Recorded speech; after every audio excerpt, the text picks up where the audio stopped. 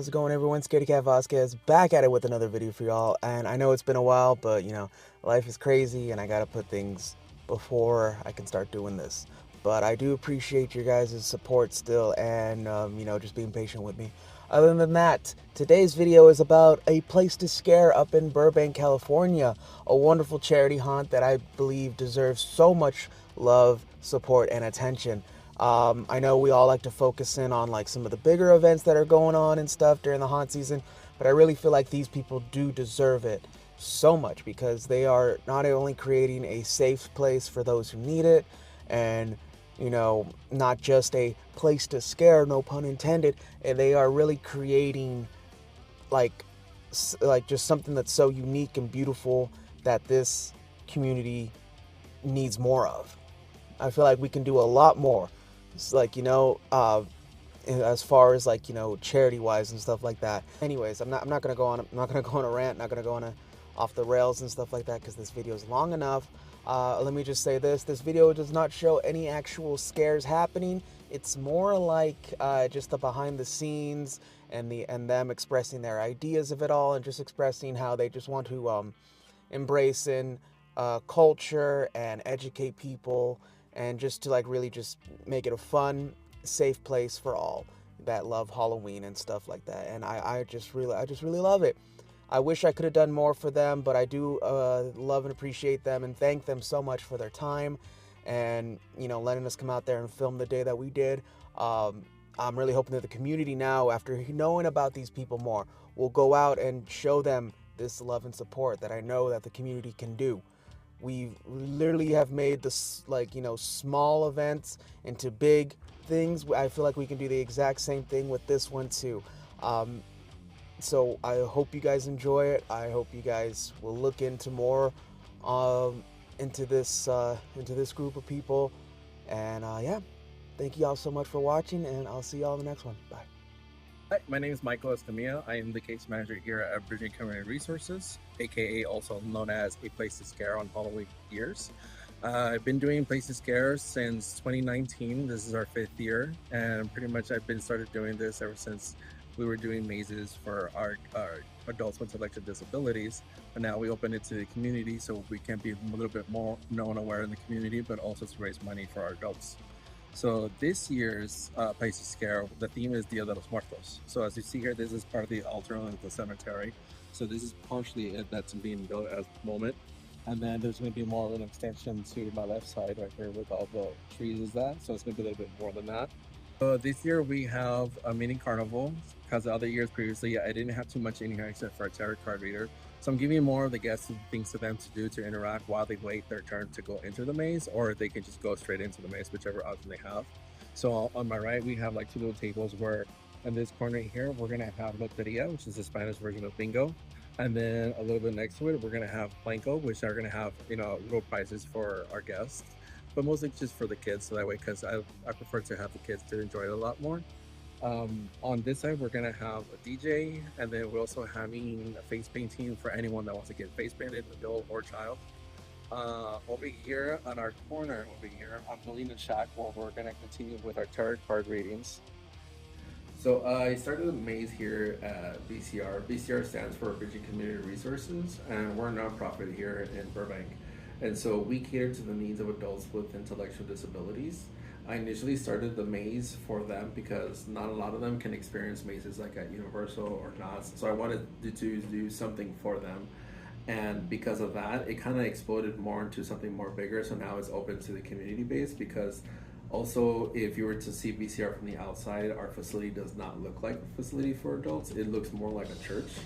And that's because it used to be, but people still confuse us with the church. So I initially also wanted to do this to get more acquainted with the community so that they know that they're aware that we're here, we're providing services for adults with intellectual disabilities. And from that, we basically are a program that's community based. And so that means the adults come here in the morning, they meet up with their life coach, and then they go out into the community. So the coaches teach them how to be more independent in life, like the way that we are do every day of our lives, like going to the supermarket to shop for groceries, or going to a doctor's appointment, or just basic things like crossing the street, what lights to look for, look out for traffic, how to deal with people on the street, strangers, like how to build positive relationships, but not just also the positive things too, because I know like not a lot of us were not perfect, and sometimes we have that negative experiences, but we try to turn that into more of a positive one and a learning one for them, because they do still work on the behaviors, and we try to encourage them to be more positive and redirect them.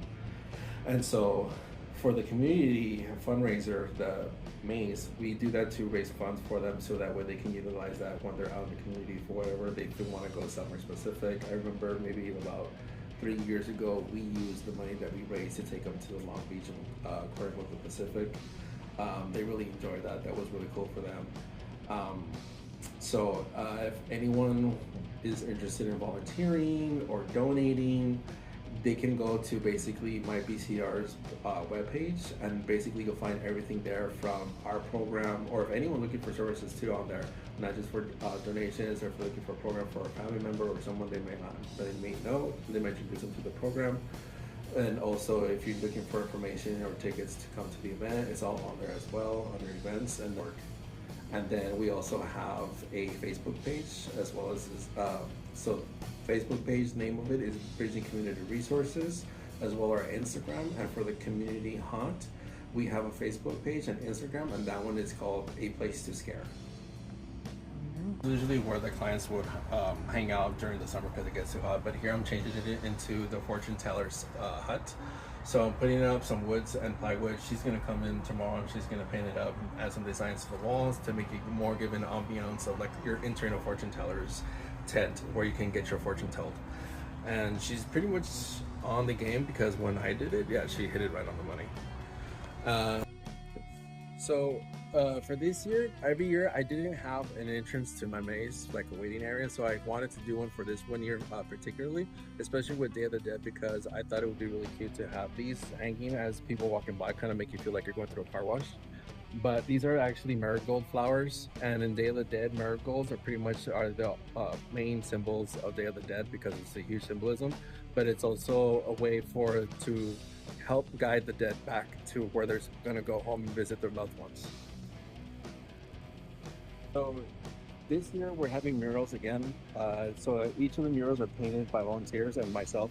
This one in particular is my mural. So if you see like the little girl that's right here, she actually this is her ofrenda, so her picture is up on the top. So she's the one that passed away. So here in this section, we're gonna have UV lights. So when it hits her, she's gonna have this glowing aura as it signifies her soul. For this one, for me, it's basically a dedication to all the children that passed away. And right over here, that she's petting her dog that came to visit her. Yeah. So this mural right here is one of my OG volunteers. He started here as a teenager, so now he's like on the verge of almost turning 18. I didn't know how talented he was, like with mom, and this year he just painted this mural on his own, and talent speaks for himself. Like, wow, like he's very, very talented. And then this one here, next to it, this is basically a charity group, a mother-daughter group called the NCL. Their logo's down right here. So this year I wanted to incorporate, because every year they would come out and the ladies would help with anything that I needed to be done here in the maze. So I thought it would be really nice for them to be part of the maze, so that way people can walk by and they can recognize the group that comes out here and helps. So this one is one of my special ones. If not the special one to me. This one basically has been done by all of my clients here at BCR. So I created a stencil for them. So they traced out their stencils and then they painted it in. So each one is from each of the adults that attend to here at BCR.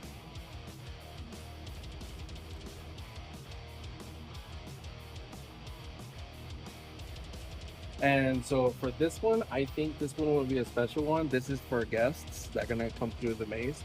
So this one in particular, so my guests come through, they have the option of writing their loved ones that have passed away on here with a neon colored marker. So that way when the black light hits, their names pop out. So I already incorporated 2 names. This is my Uncle Ramon that passed away recently, about maybe 2 years ago. And then this is my grandmother Maria. That's her name. So right here is basically where the transition is going to start happening. So like over here, you have the modernized, colorful Dia de los Muertos. And then as you keep coming along the way, you start seeing things starting to get darker. So you start seeing all these tiki torches that are like with black skulls and lit up. And then the murals also start getting a little bit more darker. So over here, you'll see like Arona, then you see it the face of death, and then it starts getting more and more darker. So that's basically kind of like an omen of what's to come. So over here, we're gonna have person here lip syncing to the song La Llorona, but once you get over here, then you're gonna meet with La Muerte, and La Muerte is gonna basically introduce you to the underworld where all the dead are. So this is the second entrance. So the main entrance is kind of like the setup, but this is the ultimate main one, right into directly into the maze. So as you can tell, it's kind of giving like a Stonehenge kind of type of feeling. So this is pretty much already done. So on top of here, the guy that's building it for me, he's going to be putting his skull in here as you walk in, and we're going to be dripping some vines down to kind of give you that vibe that you're walking into like a temple. And here we're basically covering it. This room is pretty much a bunch of skulls. We're having two sitting skeletons on each side of the room and filling it up with candles.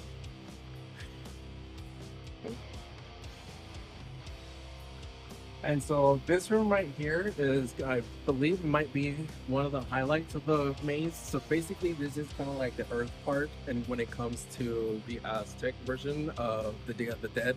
So in here, if you look up in the ceiling, it's kind of giving that look up into the ceiling, kind of like overlook view. And as you can see, the panels around, it can give you like the Stonehenge feeling as well, like stone rocks, and then the vines are going to be coming down to give it like that, kind of like the version of you're inside a cave looking up towards to the skylight. And then pretty much the room pretty much also kind of looks like all stone. So this is one of the rooms where you actually have to do activities, because our maze is not just like a maze like other ones where people have to just keep walking through. So each room you have to perform a task in order to get ahead. If you don't perform the task, then something's going to happen, which I cannot give out, but you just have to try it for yourself. So over here, one of the tasks is that he's going to have two busts. One's going to be broken up to 3 pieces, and the other one's going to be a whole piece, so that we can get an idea as to what you're putting together.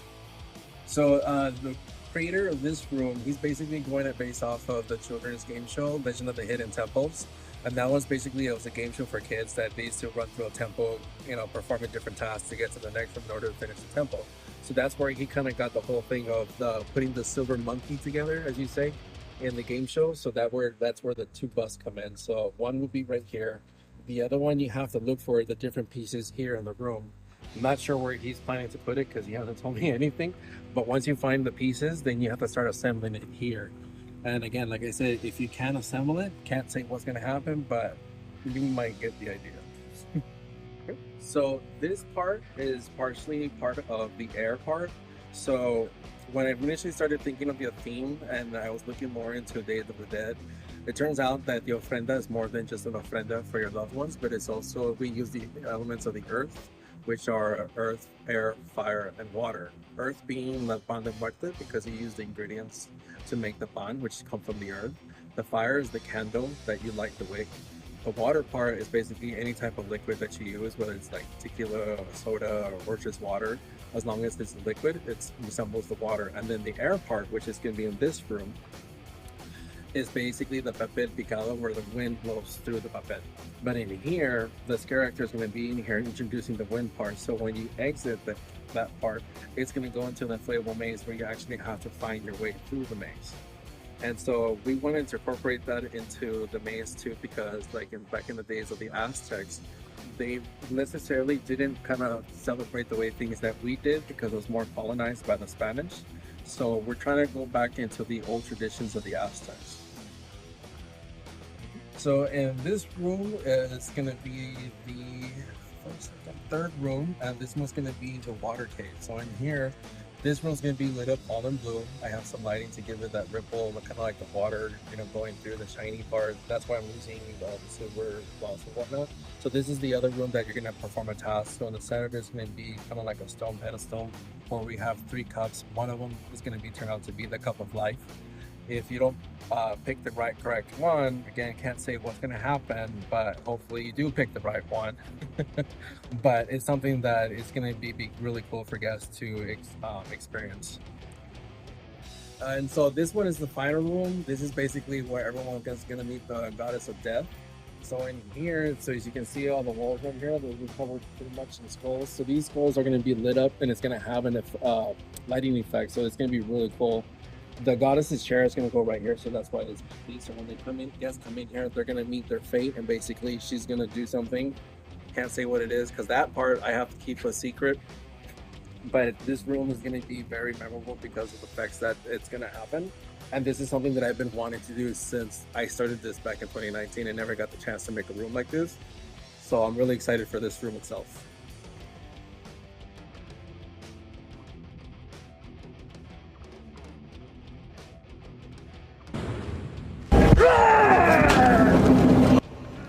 A frightfully good time for a good cause in Burbank through the end of the month. Bridging Community Resources, a program for adults with developmental disabilities, is hosting its annual Halloween time fundraiser. Visitors must complete several interactive challenges as they move through their spooky maze. This year, the theme is Dia de los Muertos. In the first area, you get to see the modernized version of it, as well as the inside.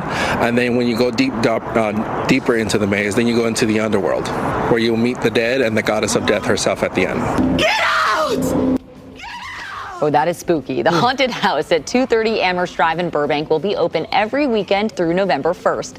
Fridays are family-friendly with trick-or-treating for kids, but there are plenty of scares to be had on Saturdays and Sundays. You said you really enjoyed going through a haunted house with a camera in your face. Please don't send me back there. It is so spooky. We have to make sure to roll on it. We'll be right back.